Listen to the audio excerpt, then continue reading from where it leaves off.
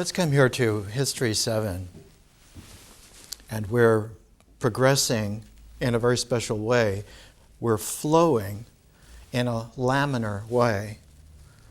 Because every other phase in our learning is a process, and the processes have a layering quality that when they really are flowing in their own right, you get a laminar effect.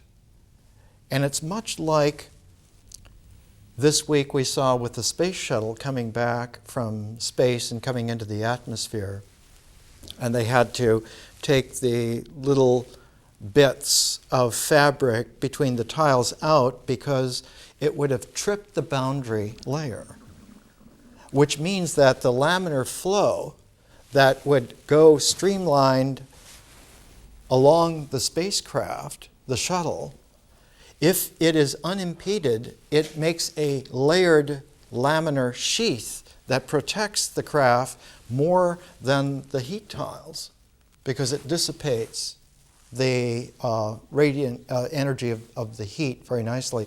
But if the boundary layers, if the laminar flow is interrupted, it creates then a turbulence, and the turbulence makes hotter spots than you would have under any normal conditions. This is true of the way in which nature works. Nature is a laminar flow. It's a process.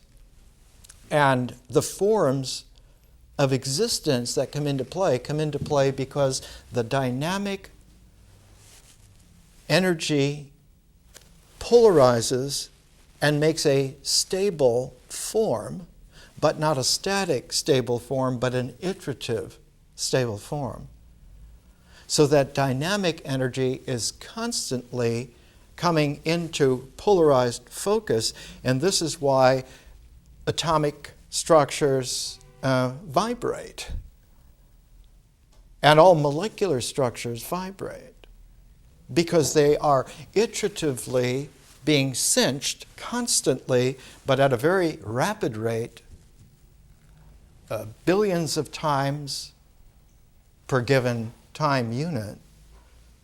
And we've talked about 2 weeks ago the ability over at Caltech about 4 or 5 years ago to have the development of what was called and is called femtochemistry, developed by a man originally from Alexandria, Egypt, who's the head of the department of femtochemistry at Caltech, allowing us to take photographs in a very difficult tunneling electron way of the motion of molecules at that time speed, 10 to the minus 14 seconds, and has just pioneered in the last year attochemistry, which is taking photographs of atomic iterative energy, so that nature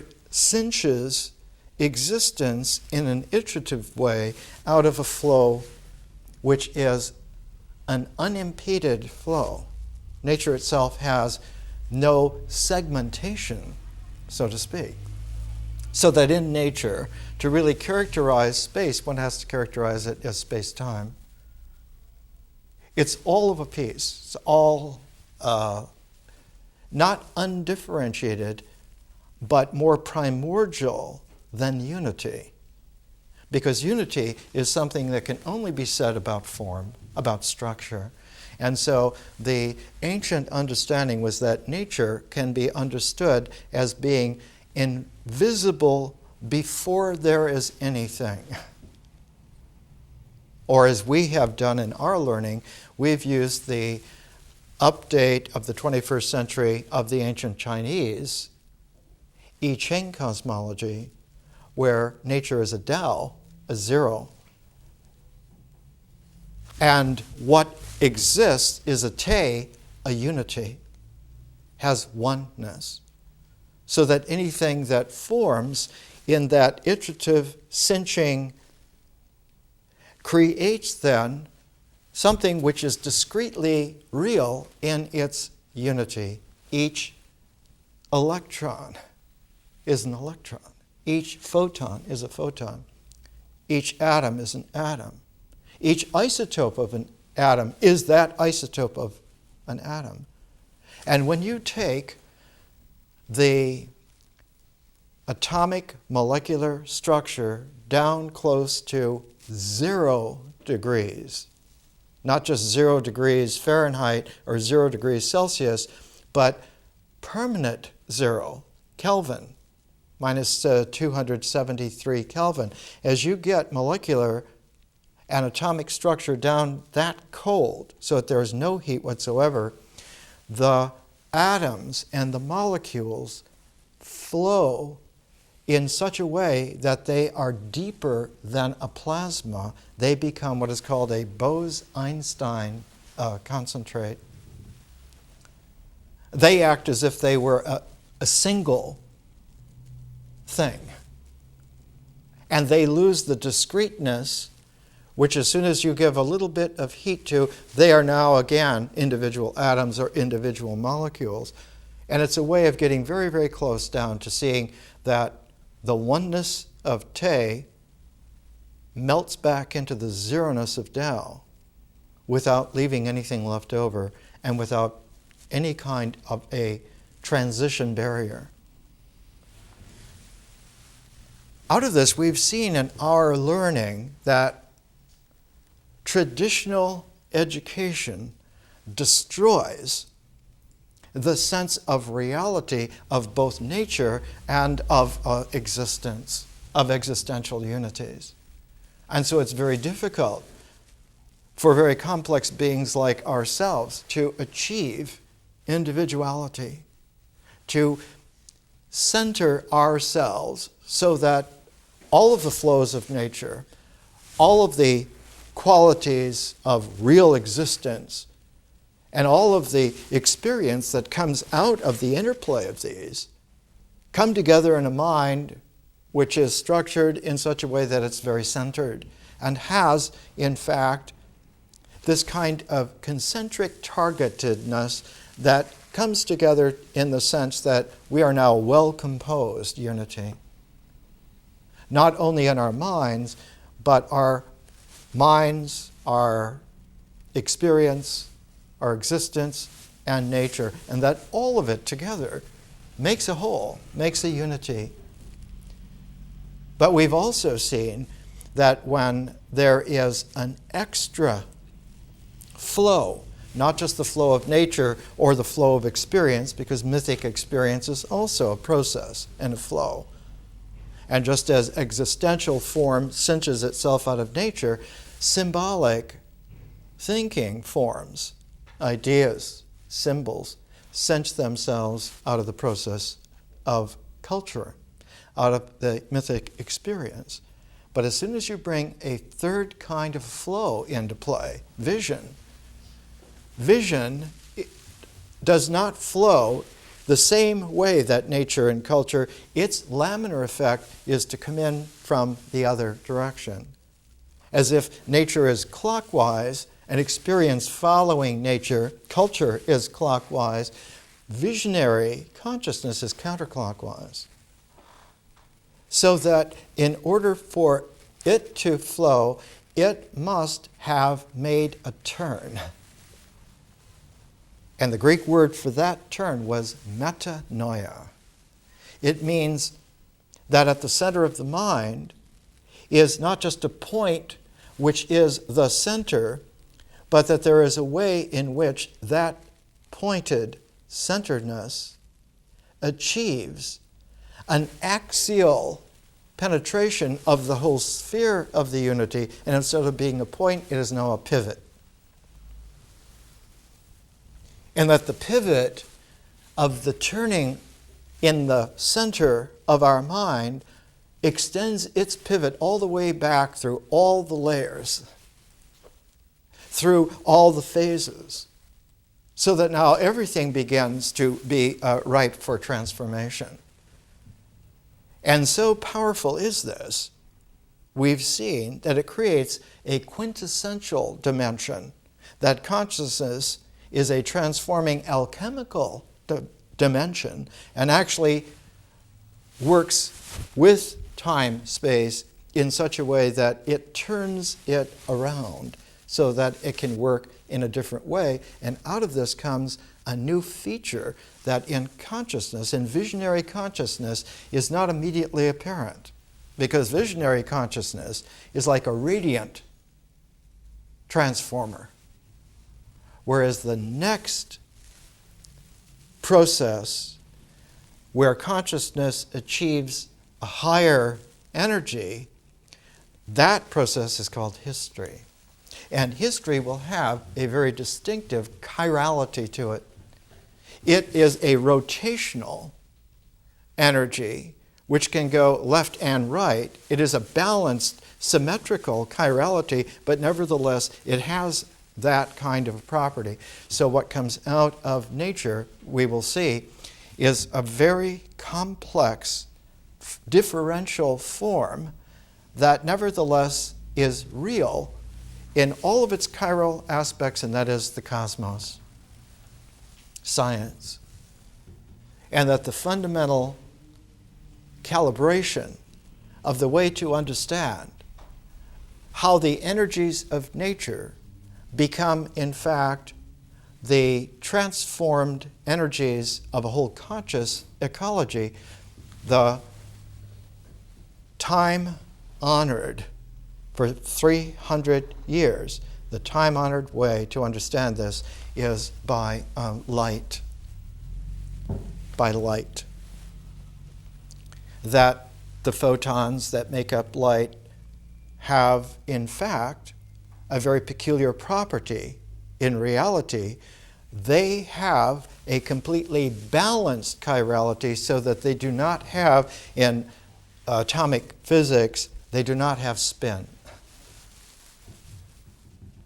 And there are only 4 particles in the universe that do not have spin. Everything else has spin, all the other particles. Photons are one.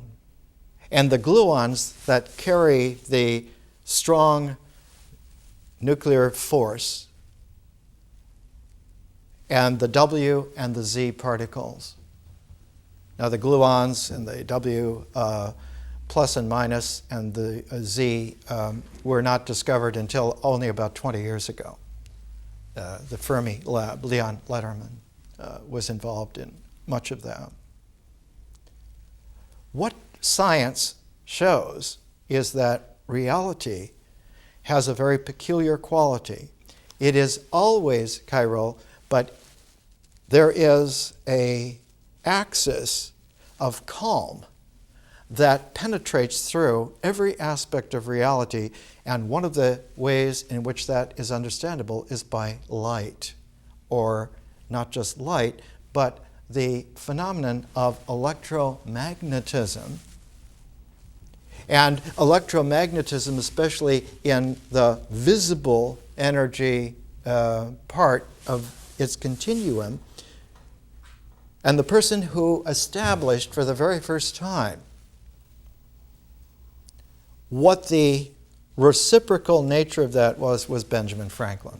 He discovered that lightning is really electricity, which can be conserved and caught, and its energy held. They're called Leyden jars because they were first made in Holland, in Leyden. And if you have a sequence of Leyden jars, you can store lightning in jars. And you can apply it. For instance, one of Benjamin Franklin's first applications of electrical energy was that he humanely killed a turkey so that he could have a Thanksgiving meal.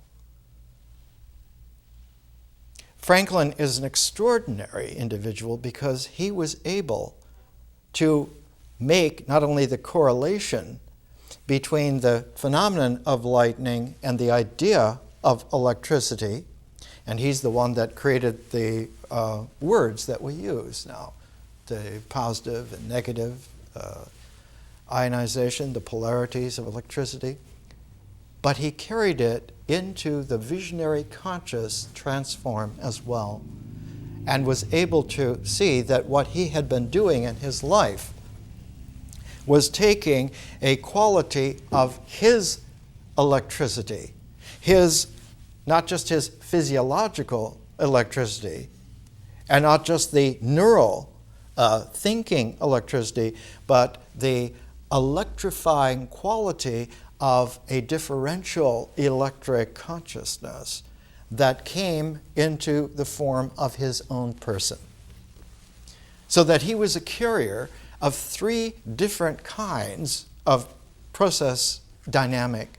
He was a carrier of natural energy, he was a carrier of symbolic energy, and he was a carrier of the art of the person energy, who was able then to make something, a fourth process happen, that process of history. But that history would only have a dynamic that was whole if it were made only by people whose chirality was perfectly balanced and symmetrical. That if it was not, their prejudices, their off balance would then create a kind of a turmoil instead of the laminar flow of history. And the turmoil, the first place that it shows up is the inability of the person to maintain their prismatic wholeness. And because they could not maintain their prismatic wholeness, de facto, their sense of stableness reverts back to the next stable form. And the next stable form is the symbolic mind, the idea of one's individuality. But if the turbulence is really severe, the backup of the failure of balanced persons making chiral history energy, the consciousness becomes also in turmoil, so that it is too much of a burden. It's like a maelstrom that the mind has difficulty holding in its stability, and so it faults as well. And the next stable form is the body in existence, the ritual existential body. And so the body inherits this landslide of turmoil. And its natural emergence out of nature now becomes overwhelmed by this storm from the higher levels of consciousness that are not working. All of this was apparent in very, very ancient times. Not that history was apparent, but that there were storms in vision that were apparent. And so classic cultures always protected themselves against vision.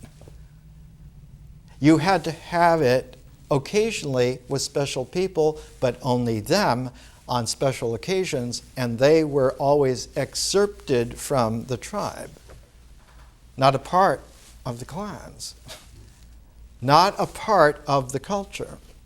They're outside of it, and so they would have to go to special places. They would have to go to special retreats or special shrines and be kept there so that the culture was insulated from this, because they're going to bring a kind of a turmoil.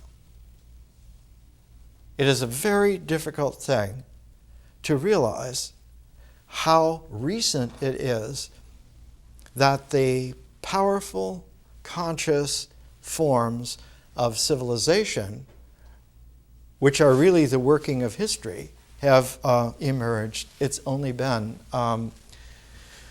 about 2,500 years and just about 5,000 years with the forerunners of that.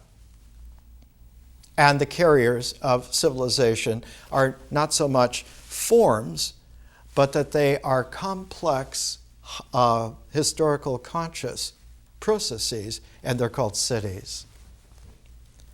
And so cities are very, very recent.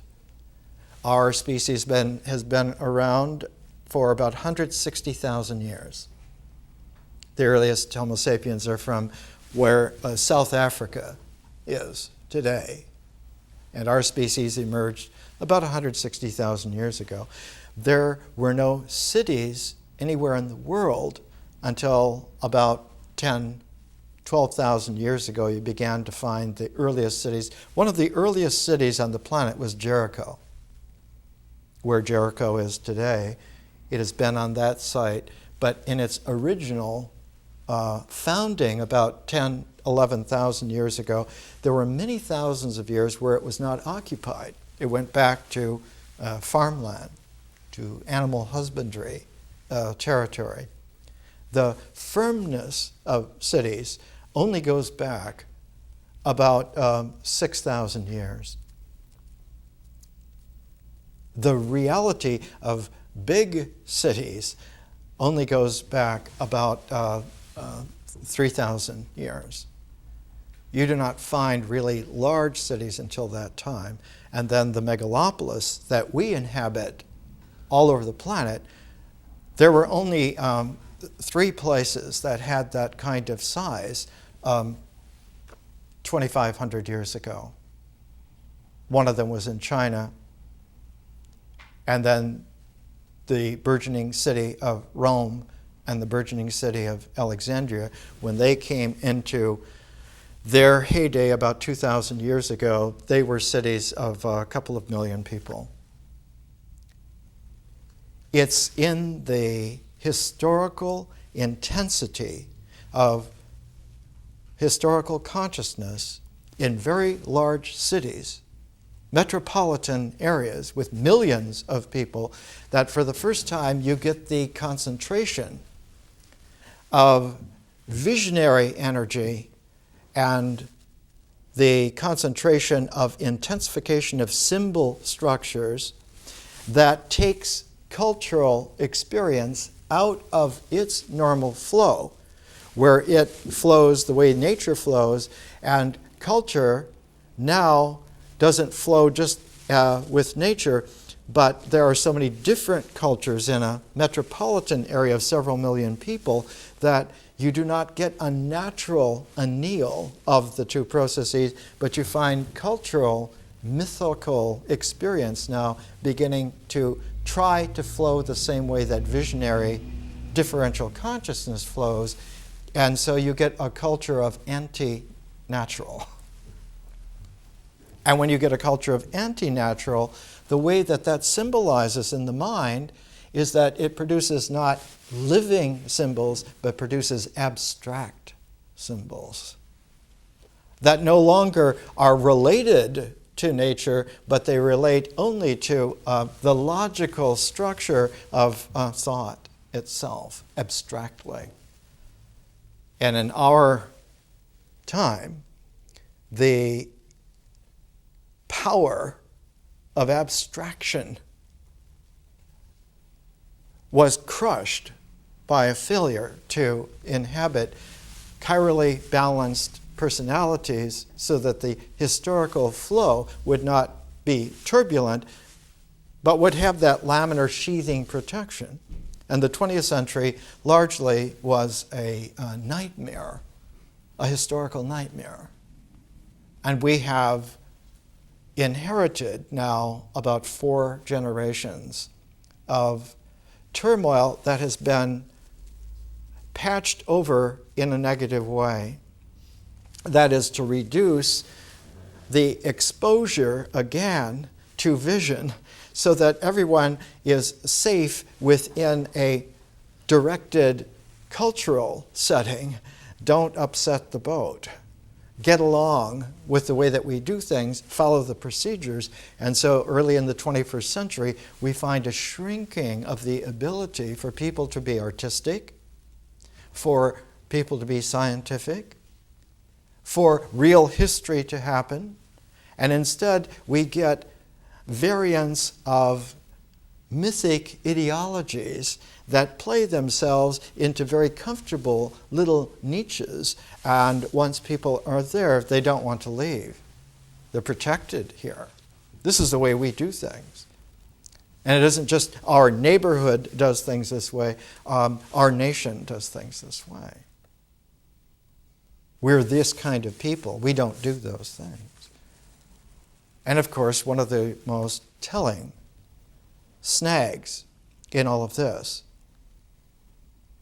is that when you go into space, like with not just the space shuttle, but when you go like with the Mars Reconnaissance Orbiter that was just sent up, or with Cassini that's in the Saturn system, and one finds that the images, the scientific data that comes back from these is played down to such an extent that the public is not shown, because these are not images that would fit within the cultural comfortability of the manipulated world.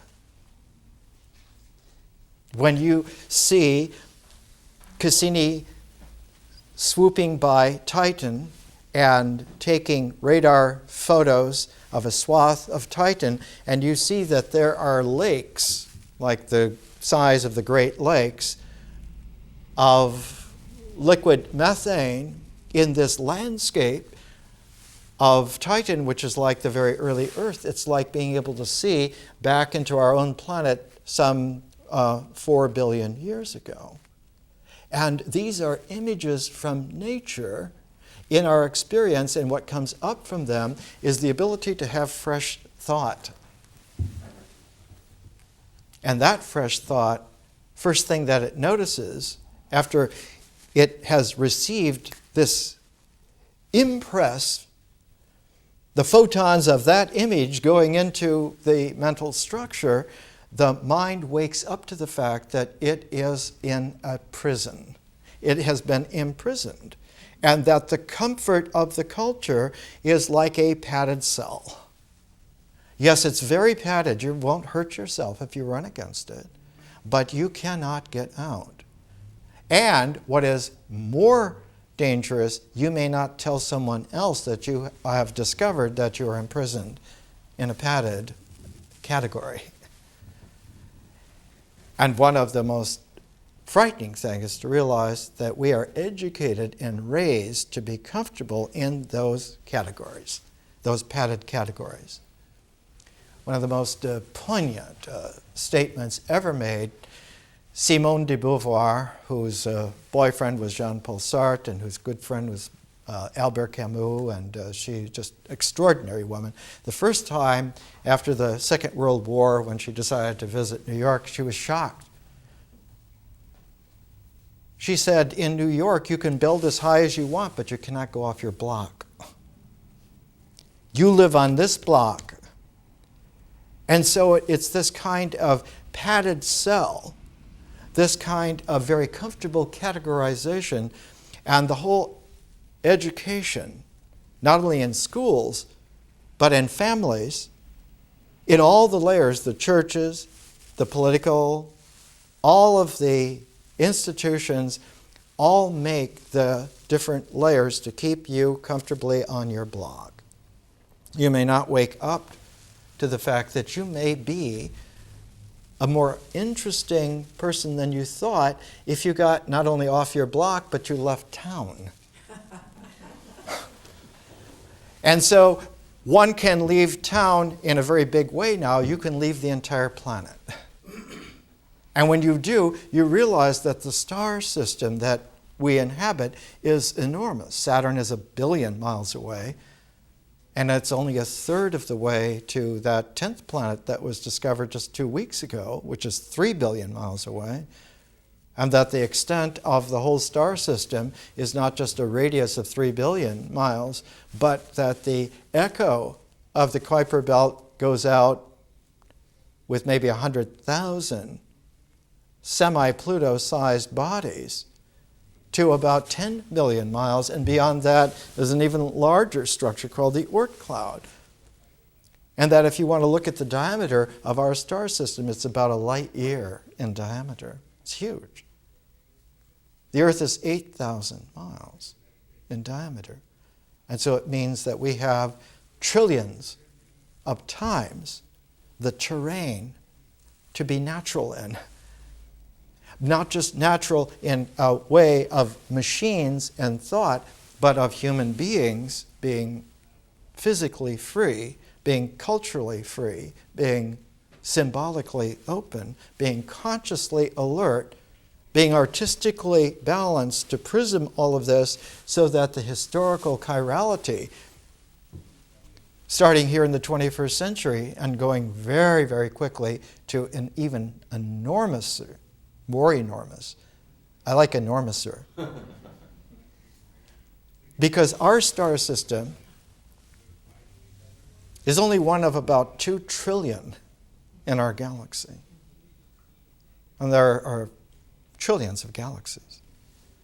So that the cosmos is truly staggeringly enormous. And what is important for us, and we're trying to appreciate, is that only 500 years ago in the Renaissance was the first time in about 1,000 years that men and women woke up to the fact that they were at that time also in these boxes. The cells were not as padded then. The bars really showed. The rough masonry of the prison was really rough. And they realized that what had happened is that no one had put them there, but that they had been raised for centuries to accept this as being real. And when a handful of people began to wake up, the first thing that came out of it was love poetry. The first glimmer of pre-dawn Renaissance was a man named Petrarch. He lived in the 1300s, lived for about 70 years in the 1300s, and he woke up to the fact that this woman, Laura, that he loved and wrote sonnets to for the first time, his sonnets were as good as the classical sonnets of the old Romans or the old Greeks. And his love poetry showed him, at least, that he could love a woman on a human basis and love her for her humanity. It had nothing to do with their religion. It had nothing to do with political forms. It had nothing to do with cultural categories. He loved her in a universal way, in a cosmic way. She woke him up and he woke her up. And about the same time that Petrarch was doing this in northern Italy, there was an Englishman who was commissioned by the king in England to buy his wine, and some of the best wine was either in France or in Italy, and his name was Geoffrey Chaucer. And when he went to northern Italy, he discovered that Petrarch was writing all of these love poems, and discovering the humanity between a man and a woman went way beyond the possibilities of the confines of religion and politics and cultural entombment, and opened one up to the wider aspects of things. And so Chaucer began to write his own versions, but instead of being just a poet like Petrarch to write sonnets, he put all of this together in larger and larger structures of stories, and out of this finally comes the Canterbury Tales. But in both Petrarch and Chaucer, they discovered that they could not write with this freedom in the old language of Latin, because the imprisonment was because the language indexed it. And that if you didn't speak that language, the index did not take hold. And so they discovered that if you use a vernacular language, the language of the street, the language that people would talk to each other in just a normal, humane way, that this language was capable of a refinement that would open the personality to become artistic, and relationships to become loving, not just dutiful, not just assigned. One didn't marry because the family had made these arrangements and then you're supposed to make these alignments. No, you fell in love. You are in love. And that on that basis, you would open yourself up to something further. And what came out of those persons was the historical consciousness for the first time that began to flow and thaw. And they recognized when it began to flow and thaw, that's what these people back in antiquity, at its brightest urban focus, that they lived that way too. And so the Renaissance was a revival of antiquity, but not of the antiquity that one would expect, but of the secret, loving, historical, conscious sap of the Spirit, and that it came back into play. And when it did, they discovered not only could they love someone who was here now, but they could love those men and women then because they were spiritually affine together and their spirits were in a love relationship. And when they discovered that, it suddenly occurred one of the most titanic wake-up calls of all time. They discovered that this was perfected about 2,000 years ago by a man named Jesus and his life companion, Mary Magdalene. And so when they discovered that, they discovered not the church, but they discovered the secret, hidden historical consciousness that the church had kept out of play, and the secret vision that had been kept out of play not by the church so much, but by the political structures. And between Pope and Emperor, the double layer of protecting people from being able to have a history or have a visionary consciousness kept them trapped in the culture wars of whoever was able to handle the armies and the money.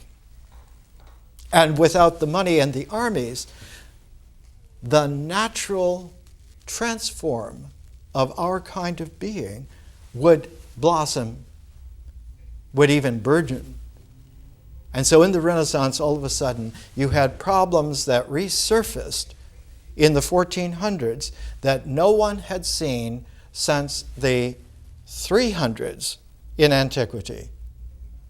And when they went back and started to recover the texts that had been manipulated, one of the long-term classics in medieval scholastic, dry, abstruse logic was a conflation of a part of a Plotinus manuscript and a part of an Aristotle manuscript, and they were munched together, and that confusion is a confusion of confusing something like taking a little bit of Chaucer and a little bit of Maya Angelou and putting them together and saying, well, that's what this poem is all about.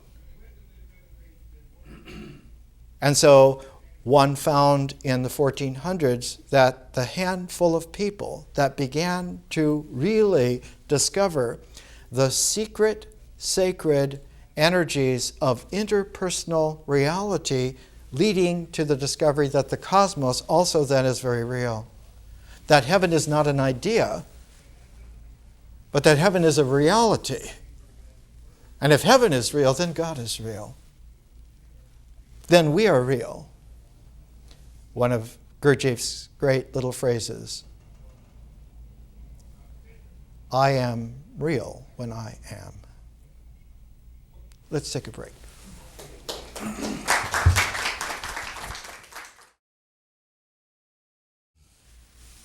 Let's come back to this universal, periodic, it's like a frequency that occurs, and it has modulations to it. Even such a thing as economics follows waveforms. The Kondrativ long waveform of economic cycles has been proved many times and yet receives very little real attention in universities.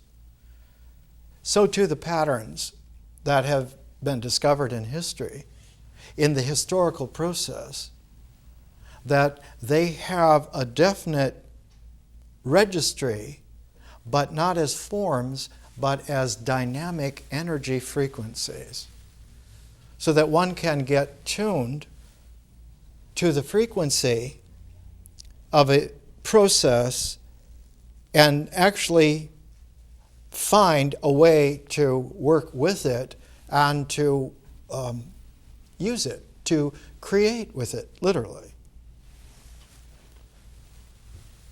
Benjamin Franklin is one of those figures who created, with his art of the person, created history, created a historical consciousness that actually occurred and is still occurring. I call this particular form that process is bringing out, I call that Hermetic America.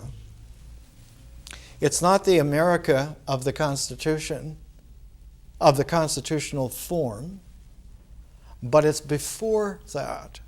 But it's not so far before that that you get back to the 17th century. The 17th century is a scrambled century of turmoil. But the taproot, the initial taproot of Hermetic America is the discovery of America, not the first discovery. The Vikings were in the northern parts of what is now the United States back 1,000 years ago. The Chinese came in very large fleets as far as southern Mexico 1,600 years ago. In San Diego Bay, a big Chinese stone anchor was found about 75 years ago that was made at a very special quarry in China that's identifiable, and you never hear anything about these things. But the discovery of America in 1492 is important because in that same year, the completion of a whole cycle of the Renaissance was affected because the archetypal translator teacher of the North Italian Renaissance, Marsilio Ficino, had finished all of his great translations, had translated all of Plato, had translated all of the Hermetica, had translated many of the classic volumes, and in 1492 he completed his translation of Plotinus. And Plotinus is profound because he is the most crafted jewel-like prism of the Greek wisdom tradition that begins with Pythagoras. And the reason why Pythagoras is so important is that he's the one that, having studied for 22 years at Heliopolis in Egypt, mastered the ancient, in his day it was already 2,500 years old, the ancient Egyptian cosmology, to the point that he understood eternal harmonics. And the ancient Egyptians are very important because their, by now 5,000-year-old civilization, underwent a number of transformations, but one of the most profound of them was when in Greco-Egyptian times, when the city of Alexandria, which had been founded about 320 BC by Alexander the Great, about 150 years later, the Hellenistic Egyptians, who were very deep into a renaissance of the original Old Kingdom Egyptian wisdom, realized something about Thoth the creator of hieroglyphic writings, that he was linked to the moon, to moon cycles, to lunar cycles, and that Ra is linked to solar cycles, but Thoth, the god of wisdom, is linked to the moon. And it was that lunation cycle that gave them a clue that was startling to them, because until that time, the Greek mind, in terms of astronomy, in terms of destiny, was largely preconditioned and controlled by Babylonian astronomy and astrology. But the ancient Egyptian Old Kingdom was very similar to that you would find in ancient China. A completely different outlook. China does not have the plane of ecliptic constellation astrology, because they don't follow that. They follow the entire sphere of the stars. And for them, the pivot, the axis of the North Star through the sphere of all the heavens and through the earth to its polar opposite, was the way in which this particular axis focused not on the plane of the ecliptic, but focused on the equatorial, the equator of the earth, and the equatorial projection of it out into the stars. And that if one could read the periodicity of the equatorial divisions of this polar star and know the different latitudinal circularities down to that equatorial, and then from there diminishing again to not just the zenith but the nadir, one would have a pivot of universal application, and you would know not only where everything was on the earth in terms of its geometry, but one would know immediately also, and not by correlation, but by co-understanding, the astral geometry as well. What we would call today astrophysics. The ancient Chinese mode was that there are 28 houses. They're called hui in Chinese. They're lunar mansions. And these 28 lunar mansions arrange themselves in 4 sets of 7.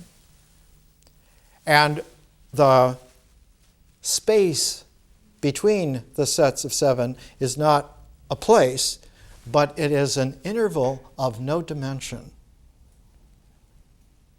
And these 4 intervals of no dimension are the, quote, markers of the 4 quarters of reality, of heaven, and of earth, and of the periodicity and pace of the 28-day cycle, the 28 houses of the moon.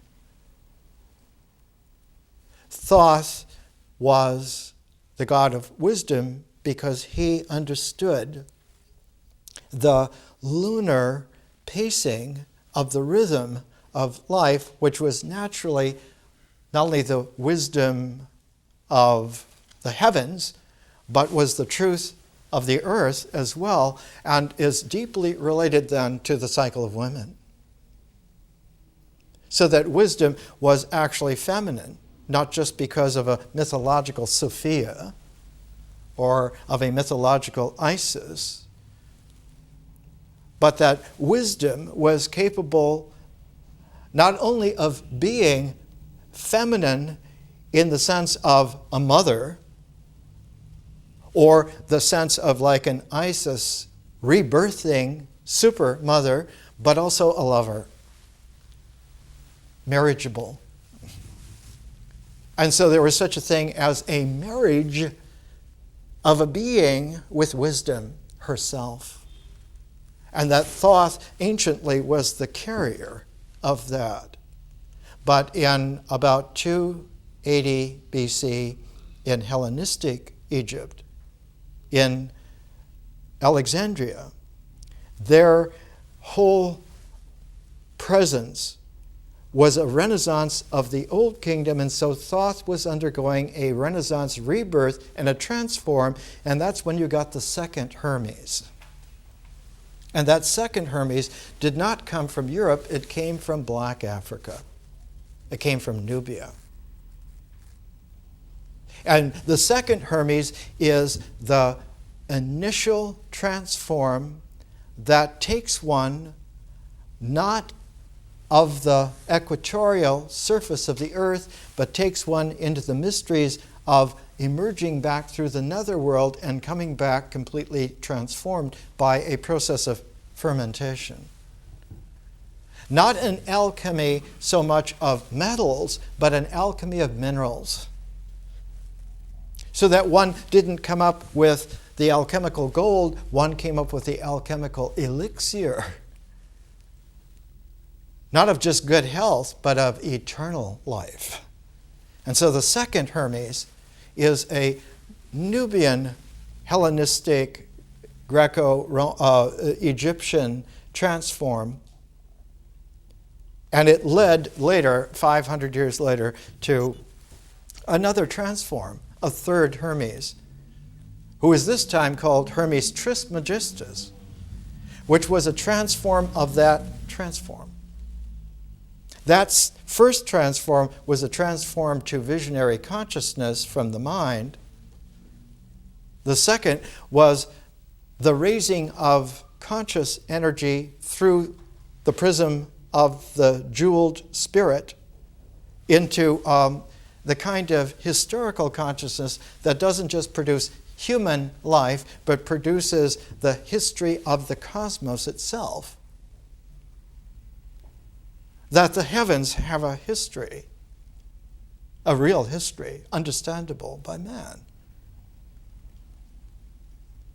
500 years ago in the Renaissance, this thrice greatest Hermes was rediscovered as the culmination of the Pythagorean, the Platonic, and some of the developments in between. They're usually called in philosophy as a subject, they're called the Stoics, but the most profound of them was a man named Posidonius. He was the philosophic teacher of Cicero and a number of other important people. He was from Rhodes. And the tradition from Pythagoras through Plato, through Posidonius, came to a crux, literally, in the life and teachings of Jesus, who then produced a opening up back into a conscious cosmos, the spiritual secrets of the person who is able to re-enter the realm of heaven for real, God's kingdom. One of the big documents in the Italian Renaissance is Oration on the Dignity of Man by Pico della Miranda. He says in here, this was written in 1489 in Florence. Pythagoras wrote nothing but a few trifles, which he confided to his daughter Dama on his deathbed. The sphinxes which are carved on the temples of the Egyptians warn that the mystic doctrines be kept inviolate from the profane multitude by means of riddles. Plato, writing certain things to Dionysius of Syracuse concerning the highest substances, explained that he had to write in riddles lest the letter fall into other hands and others come to know the things I have intended for you. Aristotle used to say that the books of the metaphysics in which he treats of divine matters were both published and unpublished. Is there any need for further instances? Origen asserts that Jesus Christ, the teacher of life revealed many things to his disciples which they in turn were unwilling to commit to writing, lest they become the common possession of the crowd. Dionysius the Areopagite gives powerful confirmation to this assertion when he writes that the more secret mysteries were transmitted by the founders of our religion, that is, from mind to mind, without commitment to writing through the medium of the spoken word alone.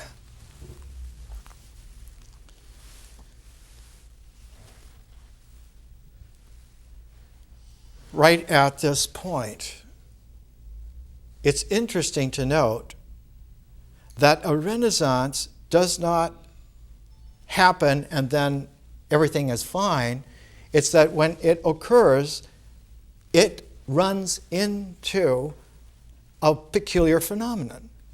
The mass confusion population look upon the Renaissance people as weirdos. They are really outsiders. They're not just of a faction we don't like. They're of no faction and we don't understand them at all. We can argue with you. If you are a known faction, we might even kill you to get control over what you have. But we have no way to interface with someone who is completely outside of all of our factions. Bertrand Russell wrote once, he said, men fear thought like the plague because real thought is wild. It will lead you to conclusions which are indelibly understandable, which you will not like. And one of the most severe is that you are a pretend individuality playing a charade in a very poor drama in a world that is unreal. And that on every level it is deceptive. And what is even worse, you love the deception because you're comfortable with it. So this becomes a real point. Pico died at age 31. He was a brilliant young man. He studied at several universities, and when he was at the University of Paris, being a young man of about 25 and being an intellectual genius, he decided that he would show off his learning. And so he published 900 points of argument that he was ready to take on anyone in the world over. And so the document ended up in Rome, in the Vatican, and it was looked at by committees of doctrine and ideological filtering, and they found that at least a dozen of these were heretical. You could be killed for that. And there were 6 or 7 others that were very questionable, but they couldn't quite understand those. So they jailed him. But because he was the son of the Count of Miranda and the inheritor, and he had a very, very powerful friend in Lorenzo De Medici. This is some of the music Lorenzo De Medici wrote while he was the most powerful figure in Florence. And he arranged to have Pico sprung, and he said, why don't you come and stay in my house? No one is going to seize you in my house. He had many houses in Florence, but literally he was the head man in Florence. He was the grandson of Cosimo de' Medici, who had really begun the Renaissance. And Lorenzo just he's called Il Magnifico because he could do everything. He was a tough bruiser of a man, but he was also enormously talented. He wrote poetry, he wrote music. He could debate philosophy or theology with anybody alive. He was one of the most politically astute persons. He married a woman, Clarice Orsini, who was not only beautiful, but she had this family temperament that made her very problematical of getting along with. He got along with her beautifully because he liked the energy. He was not afraid of the tangles, because then you could comb those tangles out later. That's fine. So he got along, but the Orsini bloodline, the temperament, went into one of his sons, named after Lorenzo's father, Piero, and he was called Piero II.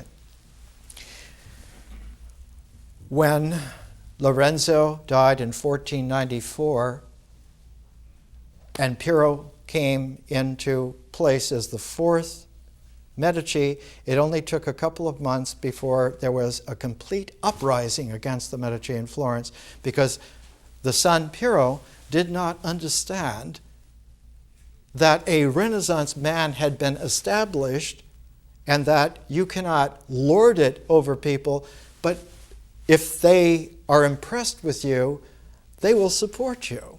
They will be there with you. But you cannot demand that they have respect for your money, for your position, for your family heritage, especially when you're a temperamental brat who has sold out several Italian states by trying to make some deals, and then the deals went sour because the King of France at that time, a very odd character, kind of a dwarf of a man, Charles VIII, brought an army of 60,000 men into northern Italy, and for about 60 years, Italy was the scene not only of the French trying to take over things, but the Spanish, who were equally as powerful, said, well, no, if anyone's going to take over things, it's going to be us. And so the French and the Spanish fought for 60 years, and all of the Italian city-states that had been very powerful and independent were all just fodder for this international warfare, this Cold War between France and Spain. And so you have a different quality that comes in after Lorenzo dies in 1494, only 2 years after the discovery of America. So that the pristine discovery of the New World is like an astonishing thing. It's the other side of the planet. There is a whole chiral history of the New World yet to be lived. No one has lived it. Who knows? Because the people who are there, the native Indian New Worlders, are pristinely in nature. They have never had cities. They don't have a history. They have a culture that is so close to nature that they're just natural. They don't have the complications of the old world and all of its tyrannies, so that there's a chance to have a future history in the New World starting from scratch, as if man had emerged back into paradise. That he was going to have a clean slate to be able to observe the reality of himself and his nature from the beginnings, all the way back to the Tao of Aboriginal American landscape. And so the West became, right away, this allure of the new paradise. And of course, when you go back to ancient Egyptian religion, ancient Egyptian wisdom, the paradise of ancient Egypt is the Western lands. And the same in China. In China, the paradise is in the West. And so all of a sudden, in the Renaissance, right in the early 1490s, you had this conviction that this is true for real. Not only are we able now to recover the ancient wisdom and bring ourselves into full persons again, but we're able to do it from scratch in the New World, and so we will be able to regain heaven in a pristine way from the New World back up into heaven. And that the city that will be built then will be the New Jerusalem. It will be a pristine city built by free men and women who are free from the very beginning and never co-opted. And as soon as that was realized, the whole Renaissance structure collapsed. The Medici were driven out. the Via Carregi, where the Florentine Academy was burnt to the ground. And it was many years, 18 years, before any Medici were able to come back into Florence. And it wasn't until much later when Duke Cosimo I, somewhere around the 1530s, began to literally rebuild a quality of Renaissance Florence, which he finished by the mid-1570s. And in fact, you find take an example, you find in England at the coronation of Elizabeth I, Queen Elizabeth, in 1575, in order to make a cosmic art form for her coronation, Sir Thomas Tallis wrote a motet. A motet is an Italian madrigal art form of mystical choir voices arranged in a very complex form of the sonnet, made into oral singing. Only motets are usually for a couple of parts, but for her coronation, he wrote a motet that cannot be heard because it's so complex. It's called the 40-part motet. Spem in Aulus, glory in ethereal perfection. But whereas the ear cannot discern a 40-part motet symbolically, the conscious art of a spirit person can sense the harmonic in the 40 parts and can hear it that way. So it doesn't hear with an index of the symbolic mind, it hears with the eternal ear of the cosmos. One hears a human composition that exceeded the complexity of the brain to decipher, but that the freed spirit in its cosmic form can hear it all.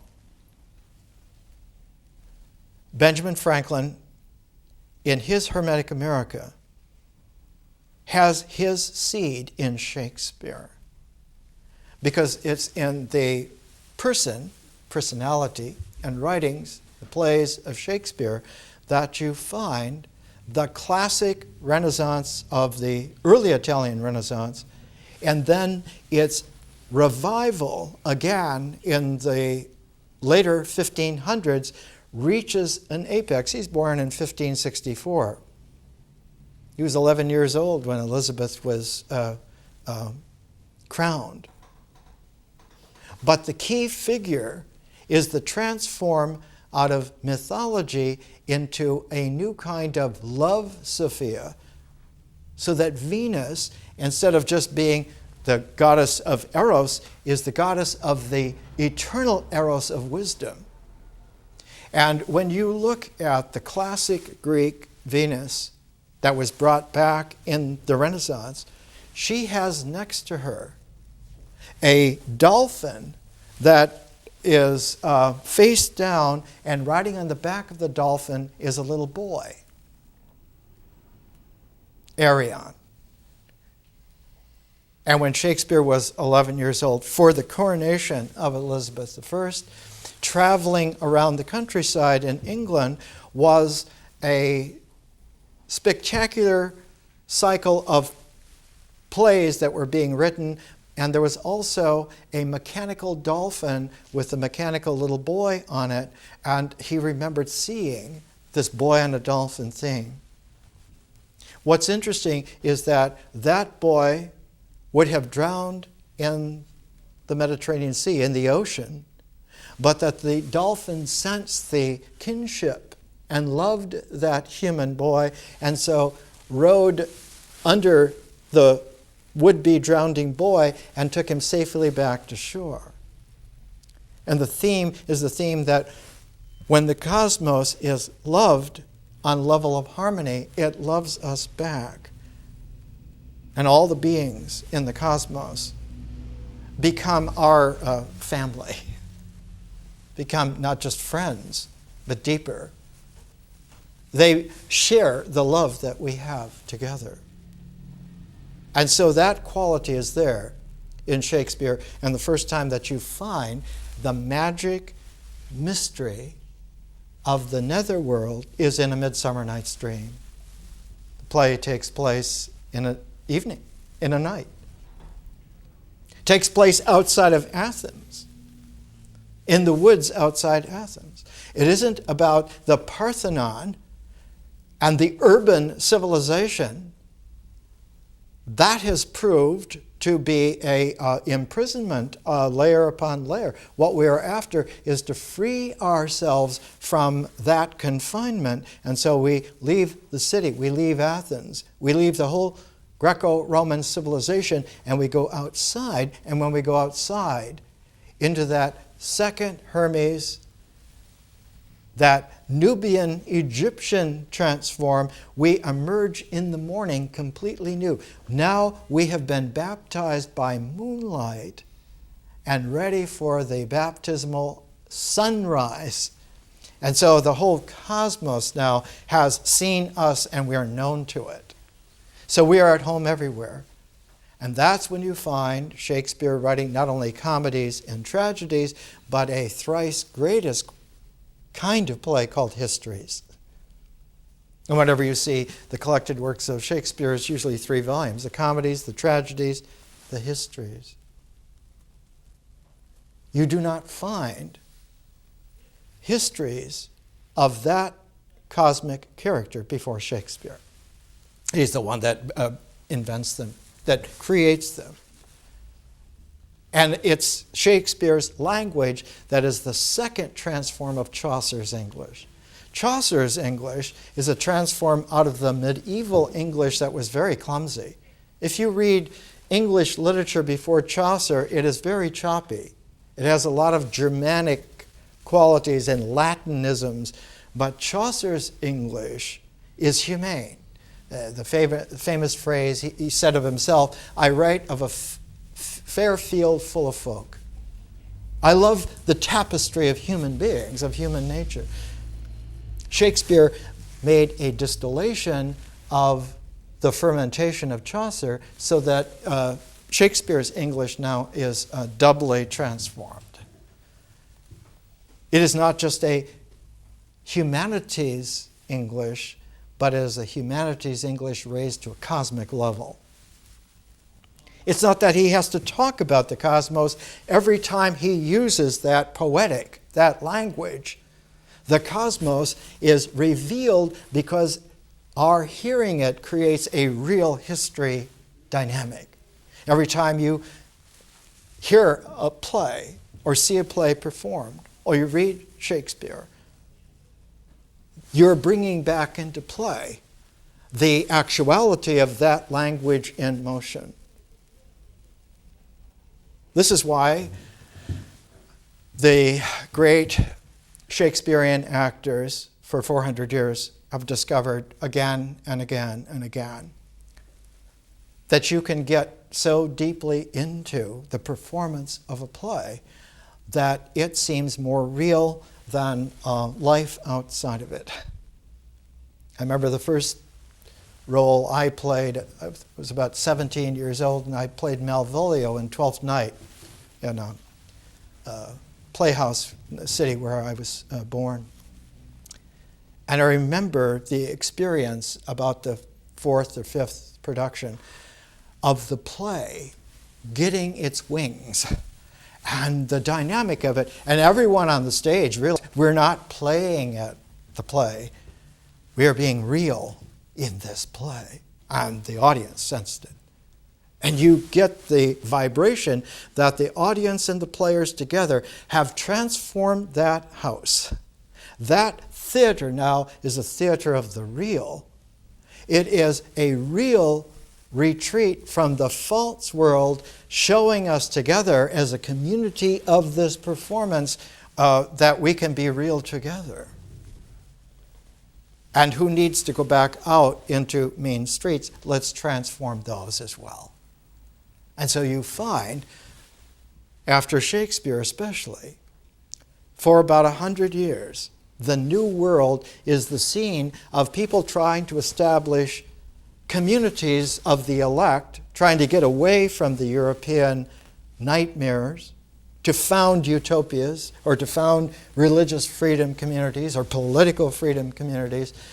But what is interesting is when you look at the records of all of the ships that went from Europe to the New World, for about the first 50 years, 90% of the people who came over were dead before the next ships came.